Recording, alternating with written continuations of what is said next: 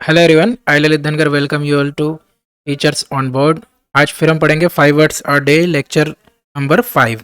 Without any further delay let's start the show. तो हमारा जो पहला आज का शब्द है वो है एनेक्स्चर। अब एनेक्स्चर का मतलब क्या होता है? देखो, एनेक्स्चर का मतलब होता है किसी चीज को साथ में संलग्न करना। हिंदी में बोले संलग्न, साथ में लगाना किसी चीज को। तो यहाँ पर हमारे पास ऑप्शन में है retirement, commencement, attachment, development. Obviously जो अटैचमेंट है वो हमारा आंसर रहेगा। और बाकी रिटायरमेंट का मतलब आप जानते हैं। कमेंसमेंट मतलब किसी को कमेंट करना। कमेंट करने से मेरा मतलब है किसी को वादा कर देना। ठीक है। डेवलपमेंट का मतलब विकास होता है। अब अगर एनेक्स्चर को थोड़ा सा और हम तोड़ें, है ना, एनेक्स्चर को थोड़ा सा और हम तोड़ें, एनेक्स्चर आया कहाँ से ये हमें देखना होगा। तो एनेक्स्चर का जो रूट वर्ड है वो है एनेक्स। एनेक्स वर्ड है। एनेक्स वर्ड का मतलब क्या होता है? किसी चीज को अटैच करना। अटैच करना। अगर हिंदी में हम बोले किसी के साथ में लगाना, एनेक्स्चर। और अगर सेंटेंस में अगर इसको हम यूज करें तो सेंटेंस में हमारे पास आएगा द रिपोर्ट। जैसे यहाँ पर लिखते हैं सेंटेंस यूसेज हम देखें तो हमारे पास बनता है the report includes, the report includes an annexure, annexure detailing the survey findings.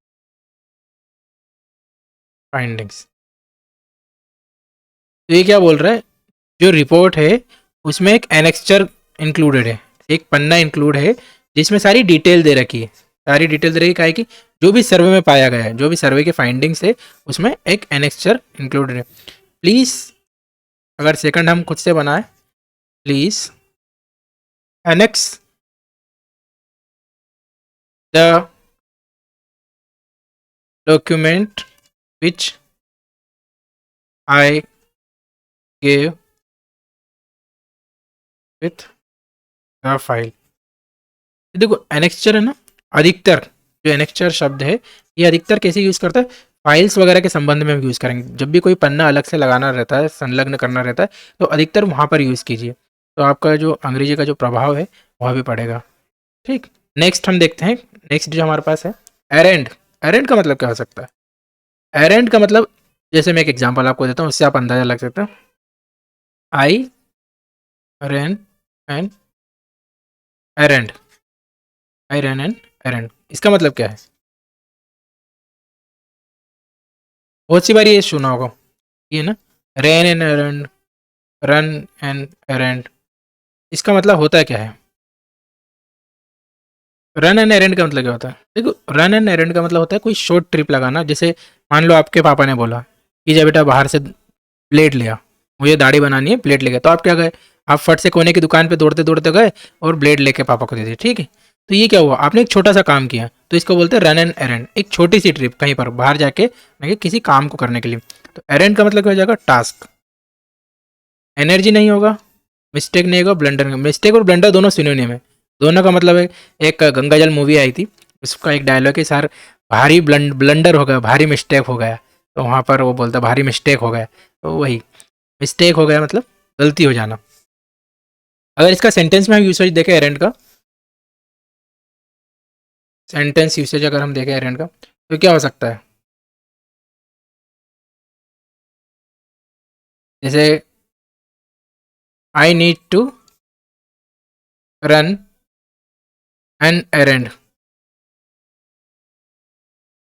I need to run an errand to the grocery store. ठीक है, कि भाई मुझे ग्रोसरी स्टोर पे छोटा सा काम है। क्या काम है? पापा ने बोला ब्लेड लेके आ, जब ब्लेड ले आया, है ना।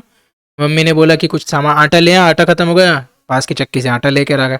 जैसे छोटे छोटे काम जिसमें आपको चल के जाना पड़े, उसको हम बोलते हैं एरेंड। चल के जाना मतलब थोड़ा सा ट्रिप करना पड़े। जैसे आप लिख रहे हो तो वो भी एक काम है, पर वो एक एरेंड नहीं है। इसलिए थोड़ा सा आपको इसका ध्यान रखना पड़ेगा। ठीक है। नेक्स्ट जो हमारे पास शब्द है वो है बिक्विथ। अब बिक्विथ का मतलब क्या होता है? विकृत का मतलब होता है जैसे मान लो किसी के दादाजी या परदादी जो भी कोई डेथ बेड पे है, उन्होंने कोई वसीयत लिख दी, कुछ दे दिया, या फिर अगर कोई लड़का किसी लड़की को प्रपोज करता तो उसने बोला कि ये मेरी, जैसे बहुत फिल्म डायलॉग है कि माँ के कंगन दे देना, है ना, माँ के कंगन अपनी प्रेमिका को। तो इस तरह से उसने क्या करा, पास ऑन किया, गिव कर दिया। जब किसी चीज को पास ऑन करते हैं, जैसे वसीयत,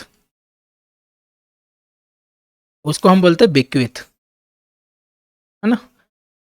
आंसर क्या होगा, गिव। डिस्क्लोज नहीं होगा, डिस्क्लोज मतलब होता है उजागर करना। स्कोल्ड मतलब डांटना, और सराउंड मतलब होता है घेरना। पुरानी फिल्म में डाकुओं को नहीं बोलते पुलिस, पुलिस ने चारों ओर से घेर लिया, the police has surrounded you from all four sides. तो इस तरह से हम बोल सकते हैं, ठीक है। बिक्विथ का मतलब क्या हुआ। अच्छा, इसके अगर सेंटेंस में यूसेज देखें तो बिक्विथ का मतलब क्या होगा।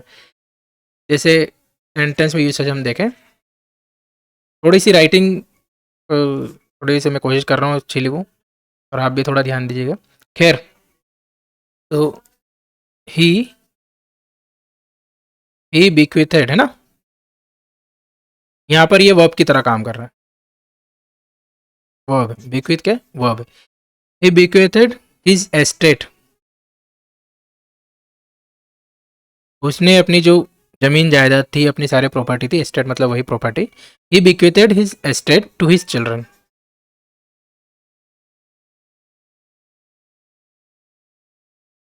उसने क्या किया, अपनी जो जमीन जायदाद है, देखो बिक्विथेड का मतलब ये होता है, सिंपली गिव करोगे, गिव लिखोगे तो ठीक है, आप पास ऑन बोलिए, he pass, he pass on, he passes on, ठीक है। जब किसी को आप कोई सी चीज देते हो जो आपको कहीं से मिली थी, तो उसको हम बोलते हैं बिक्विथेड। सिंपली गिव के बहुत सारे मतलब होते हैं, और ऑप्शन में हमारे पास सिर्फ गिव था, तो इसलिए हमने क्या लिखा, गिव लिख दिया, ठीक है। क्या, बिक्विथेड, ये हो गया हमारा। अब नेक्स्ट हम देखते हैं, अच्छा इसका एंटोनियम और लिख लो, ज़्यादा बेटर रहेगा। एंटोनियम्स की बात करें बिक्विथ के, तो क्या हो जाएगा एंटोनियम्स में। जैसे हम किसी को पास ऑन करते हैं, किसी को देते हैं, तो क्या कहते हैं, डिप्राइव, PPRIV, डिप्राइव, ठीक। विथहोल्ड, खुद के पास रख लेना, नहीं देना, विथहोल्ड, विथहोल्ड। और क्या सकता है, डिस इनहेरिट, डिस इनहेरिट। हेरिट का मतलब क्या होता है, हेरिडेटरी। दादा ने पोते को, दादा ने बेटे को दी, बेटे ने उनके बेटे को दी, फिर उसने उसके बेटे को दी थी, तो वंशावली जो रहती है उसको बोलते हैं इनहेरिटेंस, हेरारकी। और उसके आगे डिस लग गया तो उसका ऑपोजिट हो गया, ठीक है। डेप्राइव मतलब वही किसी को वंचित कर देना, विथ होल्ड मतलब खुद के पास रख लेना, किसी को पास ऑन नहीं करना, ठीक। से सिनोनिम्स की अगर बात करें हम, तो सिनोनिम्स क्या होगा, हैंड डाउन। सिनोनिम्स अगर हम लिखें तो क्या हो सकता है, हैंड डाउन। चाहे तो आप ये सब लिख सकते हैं, इसे वीडियो भी देख के याद रख सकते हैं, पर लिखोगे तो आपके पास एक नोट रहेगा। हैंड डाउन, हैंड डाउन के अलावा क्या हो सकता है, हैंड डाउन हो गया, ट्रांसमिट हो गया, है ना, ट्रांसमिट। फिर फिर क्या हो सकता है, बेस्टो भी हो सकता है, बेस्टो अच्छा वर्ड है, BESTOW, बेस्टो, ठीक है। ये सारे वर्ड्स हैं जो सिनोनिम्स है, और वहीं पर ये सारे एंटोनिम्स है, ठीक। नेक्स्ट क्वेश्चन हम देखते हैं, नॉन चैलेंट। नॉन चैलेंट का सिनोनिम क्या रहेगा। ऑप्शंस में हमारे पास इमेजिनरी, कैजुअल, न्यूट्रल, फॉर्मल। यहाँ देखो, मैं एक बता देता हूँ, चैलेंट का मतलब क्या होता है, CHALANT, चैलेंट का मतलब क्या होता है। चैलेंट का मतलब होता है थोड़ा सा साइड लेना या घबराना, या फिर किसी चीज़ की चिंता करना। चैलेंट का जो शब्द है चैलेंट, ये क्या है, फ्रेंच वर्ड है, इसका मतलब होता है चिंता करना, चिंता करना।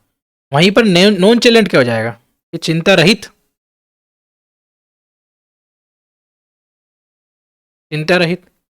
तो इनमें से क्या ऑप्शन रहेगा, इमेजनरी, कैजुअल, न्यूट्रल या फॉर्मल। कैजुअल हमारा आंसर रहेगा, कैजुअल, बाकी ये नहीं रहेंगे।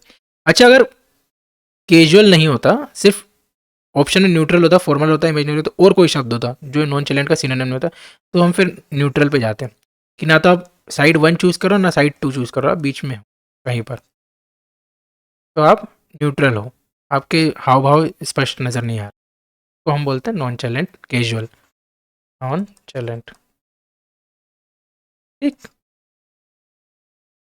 अगर हम नॉन चैलेंट का सेंटेंस यूसेज देखें, सेंटेंस यूसेज अगर नॉन चैलेंट का देखें तो होगा हमारे पास she was nonchalant, he was nonchalant about the exam because she studied well. तो इसने अच्छे से तैयारी करी थी, अच्छे से पढ़ा था, तो वह एग्ज़ाम को लेकर चिंतित नहीं थी, नॉन चैलेंट। कभी आप किसी को बोलो कि चिंता मत करो, तो आप बोल सकते हो बी कूल, बोलते ना, बी कूल, बी काम, आप बोलते हो बी नॉन चैलेंट, या फिर डोंट बी चैलेंट, इस तरह से आप बोलिए, डोंट बी चैलेंट। ठीक है, अगर हम यहाँ पर सिनोनिम्स और एंटोनिम्स की बात करें तो सिनोनिम में हमारे पास क्या है, सिनोनिम्स में हमारे पास हो जाएगा कैजुअल, जो हमारा ऑप्शन भी था, इनडिफरेंट, इनडिफरेंट, अनकंसर्न्ड, अनकंसर्न्ड, ठीक है, और अनकंसर्न ये आएगा सी। वहीं एंटोनिम्स की हम बात करें तो आ जाएगा anxious, anxious, nervous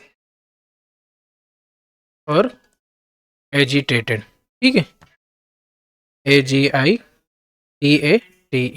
agitated. Synonyms में कैजुअल, इनडिफरेंट, अनकंसर्न, वहीं एंटोनिम्स में हमारे पास आ जाएगा एंग्शियस, नर्वस और एजिटेटेड। नेक्स्ट हम बढ़ते हैं, लास्ट और पांचवा शब्द हमारा फोरबियरेंस। फोरबियरेंस का मतलब क्या होता है, फोरबियरेंस का मतलब क्या होता है, इसका जो रूट वर्ड है ना वो है फोबियर, FOR। अच्छा, इसको और ब्रेक कर सकते हैं, बेयर का मतलब क्या होता है, एक बेयर का मतलब तो हमारा हो जाएगा भालू, ठीक है, वो नहीं, बेयर का मतलब हमारा होगा यहाँ पर सहन करना, टू बेयर, टू बेयर। ठीक, तो वहीं पर क्या होगा, फोर बियरेंस का मतलब क्या होता है, डेलिवरेंस, पेशेंस, एक्स्ट्रावेगेंस या फिर रेलेवेंस, बताओ जल्दी क्या होगा। हमारा क्या हो जाएगा, पेशेंस हमारा आंसर हो जाएगा, फोरबियरेंस जो सहनशील रहता है ना, एक्स्ट्रावेगेंस नहीं होगा, डिलीवरेंस भी नहीं होगा, एक्स्ट्रावेगेंस भी नहीं होगा, रेलेवेंस भी नहीं होगा। ठीक, एक्स्ट्रावेगेंट क्या होता है, एक्स्ट्रावेगेंट मतलब अति खर्चीला, एक्स्ट्रावेगेंट होगा अति खर्चीला। पेशेंस मतलब जो सब्र करता हो, जो हमारा आंसर है। डिलीवरेंस मतलब जो परिणाम दे, परिणामदायी, जो परिणाम दे। रिलेवेंस मतलब जो रिलेटेबल हो। ठीक है, सेंटेंस में यूसेज अगर हम देखें फोरबियरेंस का तो क्या हो सकता है, फोरबियरेंस का सेंटेंस में यूसेज हम देखें तो होगा हमारे पास the teacher showed great forbearance, showed great फोरबियरेंस।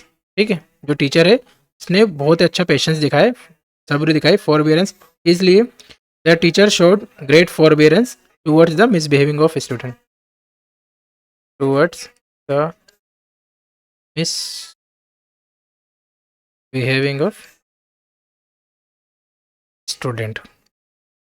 भाई क्या अगर छात्र मिसबिहेव कर रहा था तो टीचर ने उसके बावजूद भी उसको मारा पीटा नहीं, पेशेंस दिखाया। सिनोनिम्स और एंटोनिम्स की बात करें हम तो सिनोनिम्स और एंटोनिम्स की अगर हम बात करें तो सिनोनिम्स में हमारे पास हो जाएगा टॉलरेंस, TOLERANC,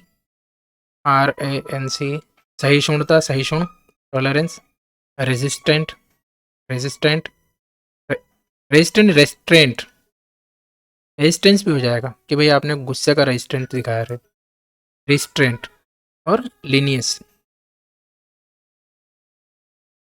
लीनियंसी, ठीक है, लीनियंसी। वहीं एंटोनिम्स की अगर हम बात करें तो एंटोनिम्स में हमारे पास आ जाएगा इम्पेशंस, इंटॉलरेंस,